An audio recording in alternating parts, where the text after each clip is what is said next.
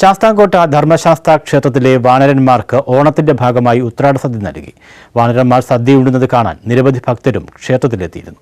ഉത്രാട ദിനത്തിൽ തൂശനിരയിൽ വിളമ്പിയ വിഭവസമൃദ്ധമായ സദ്യയുണ്ട് ശാസ്താംകോട്ട ധർമ്മശാസ്ത്ര ക്ഷേത്രത്തിലെ വാനരപ്പടയുടെ ഓണാഘോഷത്തിന് തുടക്കമായി.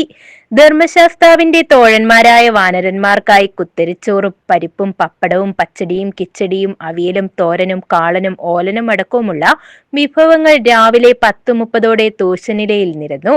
വാനര ഭോജനശാലയിൽ വിഭവങ്ങൾ വിളമ്പിയ ശേഷം എല്ലാവരെയും അവിടേക്ക് ക്ഷണിച്ചു. കൂട്ടത്തിലെ തലമുതിർന്നവർ ആദ്യമെത്തി ഭക്ഷണം രുചിച്ചു നോക്കിയ ശേഷം കുഴപ്പമില്ലെന്നറിയിച്ചാൽ മാത്രമേ മറ്റുള്ളവരും എത്തുകയുള്ളൂ.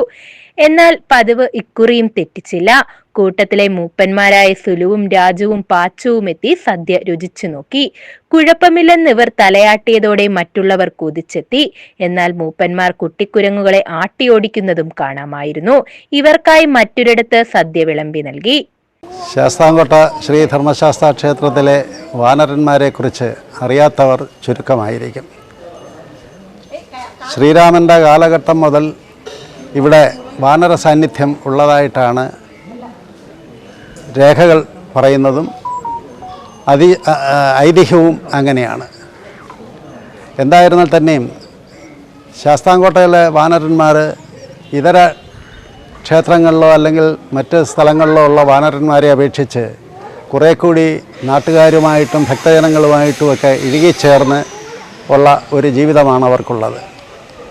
ഇവിടെ ആവശ്യത്തിന് ശുദ്ധജലവും അവർക്ക് കയറി കളിക്കാനും ആടാനും ഉല്ലസിക്കാനുമൊക്കെയുള്ള വൃക്ഷങ്ങളും ഒക്കെ ഉള്ളത് കൊണ്ടുകൂടി ആയിരിക്കണം ഇവിടെ ഇവരുടെ പഴയ കാലം അത് തമ്പടിച്ചിരിക്കുന്നത്. പായസവും പഴവുമാണ് കൂടുതൽ പേർക്കും ഇഷ്ടമായത്. വാരിയെറിഞ്ഞും കലഹിച്ചും ആസ്വദിച്ചുമെല്ലാം സദ്യയുണ്ണാൻ അവർക്ക് 2 മണിക്കൂറുകളോളം വേണ്ടി വന്നു. വാനരന്മാർ സദ്യയുണ്ണുന്നത് കാണാൻ നിരവധി ഭക്തരും ക്ഷേത്രത്തിലെത്തിയിരുന്നു. News bureau, Sasthamkotta.